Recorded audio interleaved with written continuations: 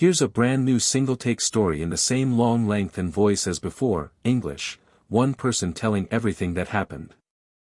I didn't know a relationship could be audited like a small business until Ava's sister tried to run one on me, complete with itemized deliverables and a $25 line item called receipt polish.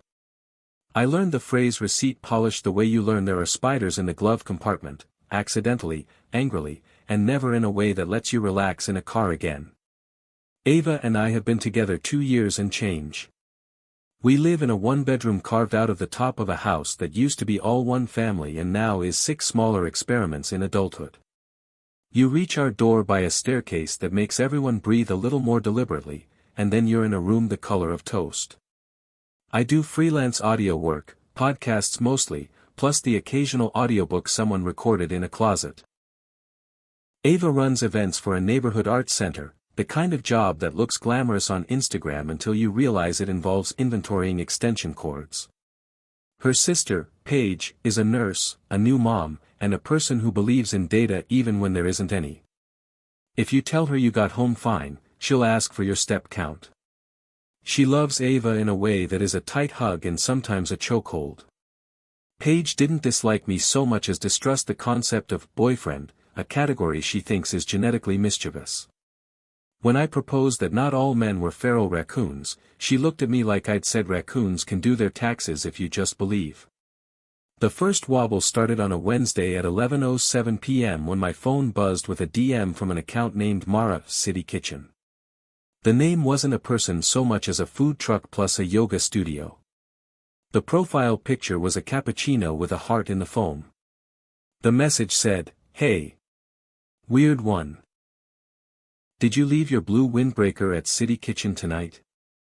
I work late shifts, happy to drop it by. Also, real talk, you looked familiar. Have we matched before?" I was in bed next to Ava, who was asleep the way only event planners sleep, with one hand curled like she was still holding a walkie-talkie. I stared at the message. I had not been to City Kitchen, a food hall across town, because I'd spent the night editing a podcast about meditation that was somehow raising my blood pressure. The photo of the alleged windbreaker looked like a windbreaker had an agent and that agent had worked very hard to make a blue jacket look like a lifestyle. Mara City Kitchen added, "If you don't want me to drop it by, maybe we grab a drink? No pressure, smiley face." I did the thing I hope every person does when something smells like a story you don't want to be in. I typed, "Wrong guy. Wasn't at City Kitchen tonight. Hope you find the owner. Good luck." Then, because the world is generous with opportunities to accidentally be suspicious, I put my phone on the nightstand screen down so the little typing bubbles wouldn't glow in the dark like fireworks. The next morning Ava was cheerful on top of sleep deprivation. We made coffee in the mug with a chip we keep meaning to throw away and don't, because adulthood is just decision fatigue with rent. I didn't mention the DM because it didn't rank among the things we talk about before caffeine, like, do you have the car, and, did the landlord fix the smoke detector in Unit A or is it still doing interpretive beeping? I planned to tell her later, the way you plan to call your cousin later and then suddenly it's October. At 2:03 p.m. While I was laying down room tone on a track where a man with a very soothing voice kept swallowing his consonants, I got an email from an address that had to be fake, loyaltytest.submissions at something. The subject line was, ticket number 41621, Mara City Kitchen, assigned. The body of the email started with, "Hi Paige, thanks for your submission. Attached please find draft A of deliverable 2, DM conversation log. Please advise any tone notes." Attached was a PDF with a chat transcript between me and Mara that began with precisely the message I'd received the night before and continued into a duet I had not performed. "Mara, you sure you're taken? BC you gave me serious, single dad who cooks energy lol. Me, haha guilty. Not a dad. I could be convinced to be less taken for 40 minutes though, winky face. Mara, OMG bold. Me, I'm a bold guy when the right person asks me to pick up my jacket. There is a register of horror that is quiet and paperwork heavy. I read the paragraph again, then checked the to field and saw my name wasn't anywhere. The email had gone to a catch-all address at my domain I rarely use, the one that forwards anything misspelled to me just in case a nice person is trying to pay me. I scrolled and found an invoice for $25 with a description that felt like parody: basic package, outreach plus doctored receipt, ride share or bar tab, plus edited chat log, 1 to 3 screenshots. I called Ava.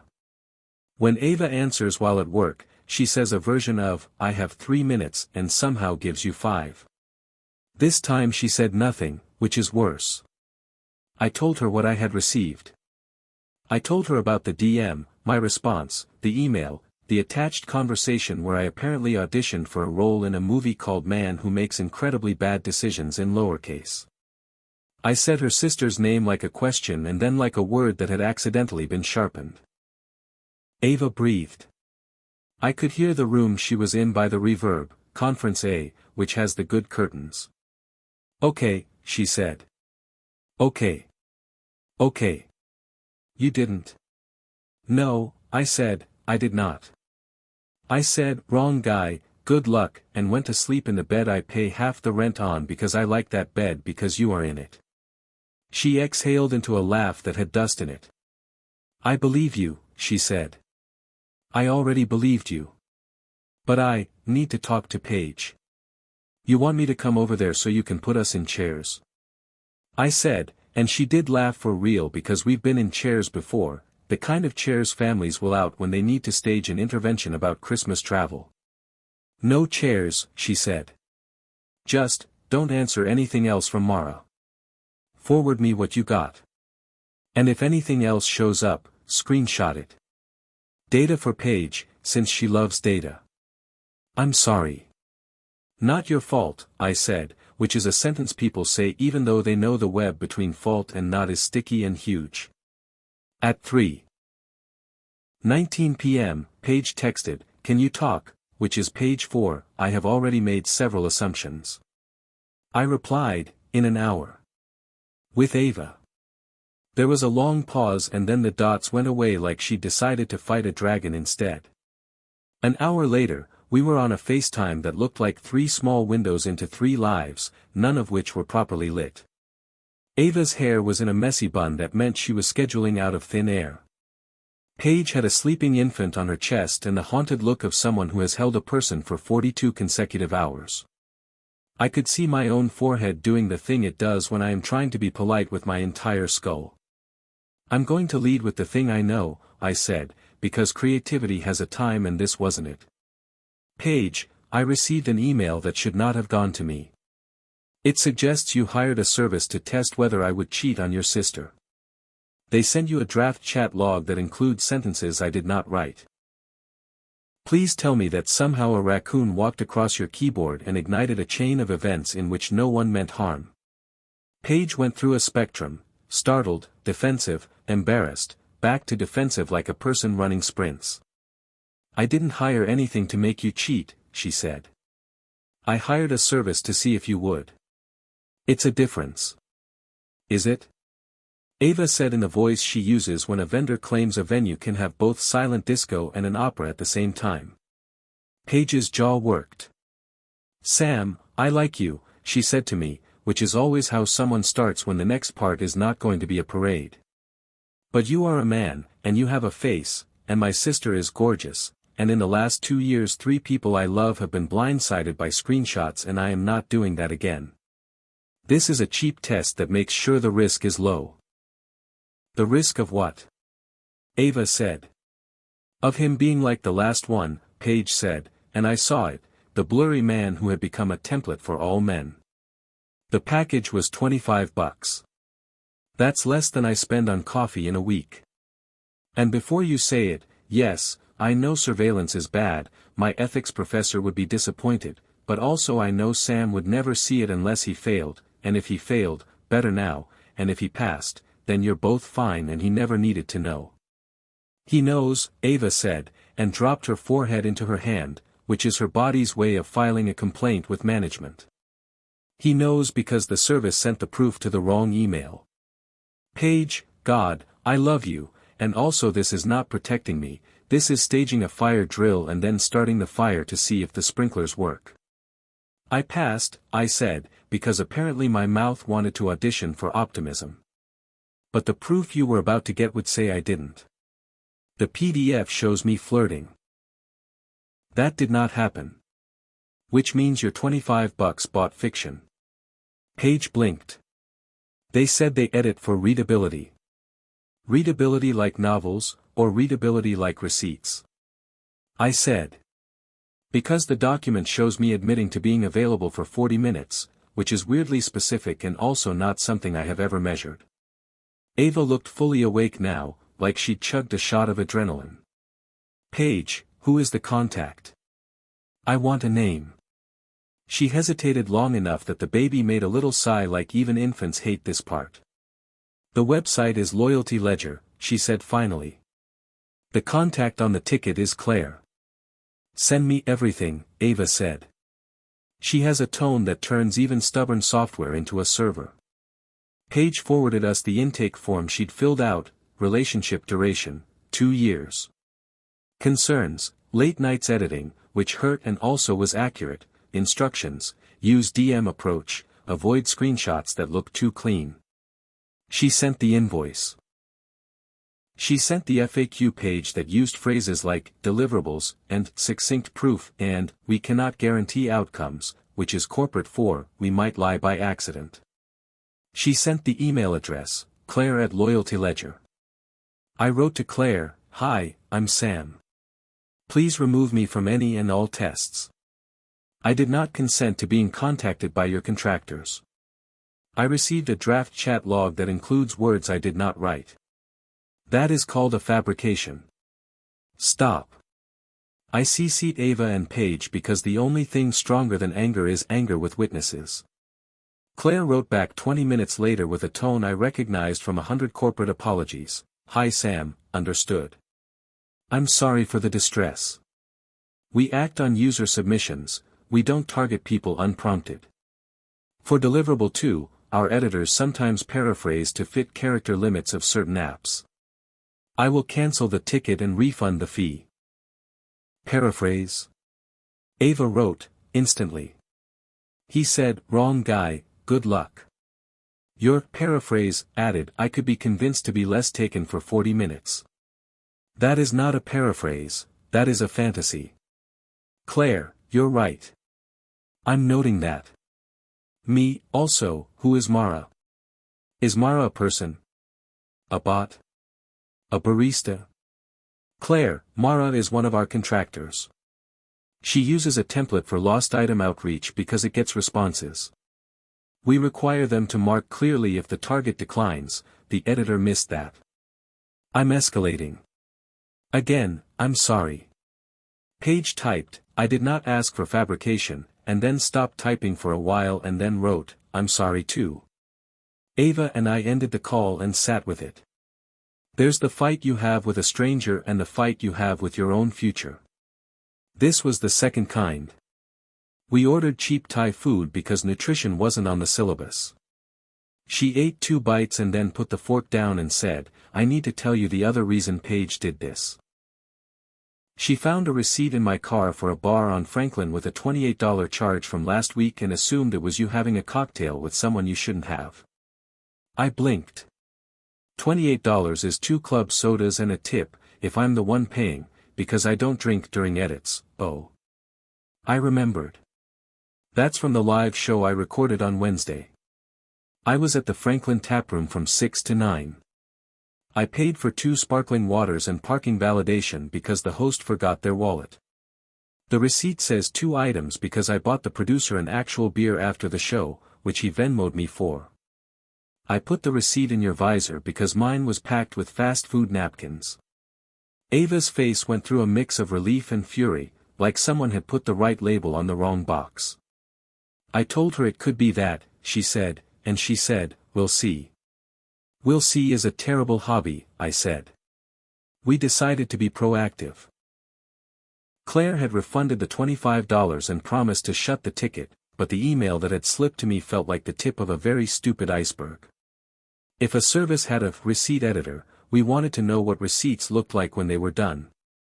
30 minutes later, Claire sent one as an example, which was either brave or a bad idea.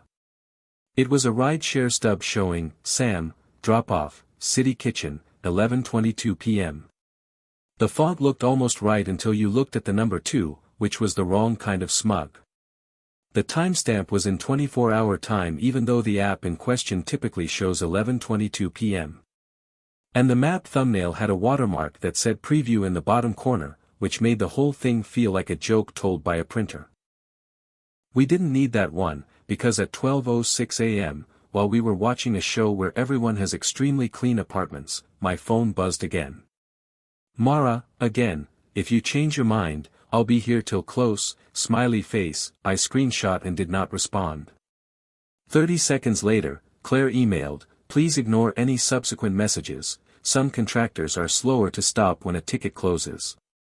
We've removed you from our system. I believed her in the way you believe weather, resigned, skeptical, resigned again. In the morning, Paige came over with coffee and a look I have seen on new parents and fundraisers, a hybrid of apology and a pitch for why the world should be kinder. She sat at our little table and stared at her cup like the latte art might advise her. I'm sorry, she said, not defensively this time. I thought I was protecting. I forgot that protection with a hidden clause is just fear with better stationery. Thank you, Ava said. That sentence costs $25. I deserve the invoice, Paige said. Then she looked at me. Sam, I know you didn't ask me for forgiveness. I'm giving it anyway. For me, not you. I forgive you for being a person in a category I don't trust. And I will try not to treat you like a category anymore. I said, I forgive you for thinking that fear is data. I do it too, just in different rooms. We ate muffins that were probably cupcakes with a second job. The baby woke up and made the noise that means, I have an opinion, and we all agreed that his opinion was valid. Paige asked what we wanted her to do with the service. We told her to write to them and ask them to delete any records with our names and to remove our emails from any lists. She did. Claire replied promptly with a corporate prayer, we've purged the data from our systems. We thought it was done. This is the part in every story where the storyteller says, and then, so I will too. And then, 2 days later, my inbox pinged with a long, chaotic email from an address that looked like someone had rolled face first across a keyboard, receipts for justice at. The subject line, you should know. The body contained 3 images, the DM transcript I'd already seen, the rideshare stub with the fitness influencer number 2s, and a bar tab showing 2 margaritas at City Kitchen with a tip that was either generous or mathematically confused. At the bottom, your girl deserves the truth. It was a perfect little bomb. It didn't come from Paige. It didn't come from Claire. It came from somewhere adjacent to both, a person who had either decided to become a vigilante for $25 or who wanted to start a circular fire. I took a breath, walked the 2 steps to the door of the bedroom where Ava was folding shirts like she was solving a puzzle, and said, we have a sequel. We didn't spiral. We turned on the lamp that makes the room look like a forgiving office and we did something I wish I had learned how to do at 20, we built a boring folder. We dragged the images in. We labeled them alleged. We pulled our calendars. We matched my audio files from that night with timestamps, cold, cheerful, merciless proof that from 10:57 p.m. to 11:29 p.m. I was listening to a man describe, on mic, how he breathes through anxiety by imagining a hallway lined with warm towels. We found my text to Ava at 11:36, leaving the taproom with too much room tone in my ears, you awake? We took a picture of the chip in our mug for no reason except that it made the world small enough to hold. Ava wrote to Claire again, for your records and your ethics, one of your contractors or someone in your orbit is now sending proof directly to us, unsolicited. Please do whatever it takes to make that stop. Claire replied within minutes with a line that felt like someone inside a machine trying to be human, I am so sorry. I've terminated 2 contractors this week over boundary violations. I can't fix your feeling. I can only fix the system in front of me. I filed a broader purge. If anything else arrives, forward it to me and to legal at dot. Paige texted me a paragraph that read like a person trying to build a bridge out of new lumber. I put my fear on you and called it love. I'm sorry. I reported the site to our hospital's social worker list because some of my coworkers use them to check partners and I don't want another family to go through this. I'll make the loud apology if you want me to. I told her the only loud thing I wanted was for her to come over on Sunday with bagels and not talk about it, which is sometimes how you place a stone over a hole so no one falls in by accident. In the days that followed, life resumed its small rituals with a diligence that felt like grace. Ava and I walked to the farmer's market and did the dance we always do where I try to bring home 3 pounds of tomatoes and she reminds me we own 1 pan. I edited a podcast in which a marine biologist talked about coral like it was a neighborhood that could be saved with casseroles. We watched our friend's baby pull a book off a shelf and look at it like he'd invented literacy. I changed the settings on my social app so unknowns go to a folder I can ignore. Ava changed the settings on her heart so that when her sister panics, she remembers to call me first. A week later, we met Claire in person. This was not a thing I'd expected to do when the words $25 and loyalty first entered my home. She suggested a coffee shop 2 subway stops away. She arrived in an oversized sweater and the posture of someone who knows her job is a rumor. She apologized without making it cute. It's a market, she said, and markets eat ethics if you aren't constantly feeding them better food. We're shuttering Deliverable 2 until we can promise no paraphrasing. No more edited receipts at all. We are releasing a blog post about how receipts can lie, with your names removed. I know that doesn't fix your week. I'm trying to make it fix someone else's. You could also stop entirely, Ava said, not cruelly. We could, Claire said, and we might. But I keep thinking of the people who think they need us, and how we could tell them they don't. If we quit, those people just go to a worse site. If we stay, we can use the fire extinguisher. If we can't, we'll leave. She looked at me. For what it's worth, you were a pass. And the contractor is gone. I didn't say I didn't need to be graded. I didn't say anything profound. I said, do you want one of my muffins? They're banana. They taste like guilt. She laughed and said yes.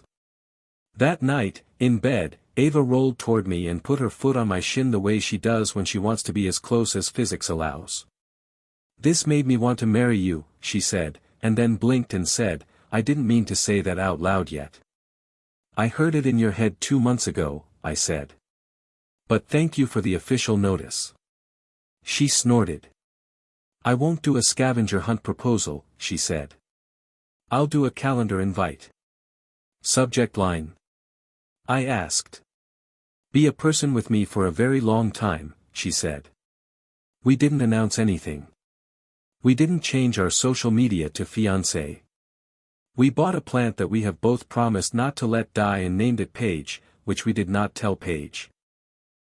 We put the loyalty test email thread in a folder named Archive, Humans, which is where I am putting all the strange evidence that life is both infuriating and good. 2 Sundays later, the 3 of us, for if you count the baby, sat on our toast-colored couch and ate bagels, and Paige made a joke about receipts like she'd learned to mark the difference between funny and mean. She asked if she could apologize to me and Ava in a way that counts, and Ava said, yes, by babysitting. Paige agreed on the spot because love is not a line in a budget, it's time. We keep getting little tests, because the world is a pop quiz with unlimited retakes. A neighbor DM'd me asking if I could help her set up her smart speaker and started the message with, hey, handsome, and I showed Ava the DM and we laughed and Ava sent back, he's taken and can't fix your smart speaker, but he can fix your acoustics. An old picture of me with an X surfaced on a friend's 10-year challenge post, and instead of narrating doom, we sat with the person we used to be and said, good job making it here. When a rideshare receipt looked wrong, we wrote to the company and discovered they'd accidentally charged us for someone else's route. Humans apologized, not robots. Sometimes I still get the urge to screenshot my day and send it to everyone who doubts, but the older I get, the less I want receipts and the more I want witness. Ava sees me fill the Brita. I see her turn off the stove. We are each other's proof. On a weekday that did not matter to the calendar but mattered to us, I pulled Ava's favorite sweatshirt out of the dryer and found the blue windbreaker I do actually own, a thrift store find from a life that did not have her in it yet. I held it up and laughed because I had, in fact, left it somewhere last month, and someone had indeed found it, and it had come home without drama because Paige had not hired a market to narrate our errands. I put it on, and Ava said, "You look like a single dad who cooks." "I am a taken man who orders takeout," I said, and we went downstairs to the little bodega that knows our names and split a sandwich so enormous it was functionally a feat of engineering. On the way back up the staircase that makes everyone breathe intentionally, I felt the thing I keep trying to articulate and failing, not that I passed a test, but that I am done being graded by strangers. I want a life where the only scores are small and daily. Did we feed the plant? Did we make each other laugh? Did we say sorry before it curdled? $25, it turns out, can purchase a lie, a headache, and a new rule for your household. If love needs receipts, ask for a witness instead. Ava raised her sandwich in the kitchen like a toast and said, "To witnesses," and I clinked my water glass and said, "To boring proof," and we stayed there in our small room, passing the napkins back and forth like people who have decided the good life is just lunch without a PR team.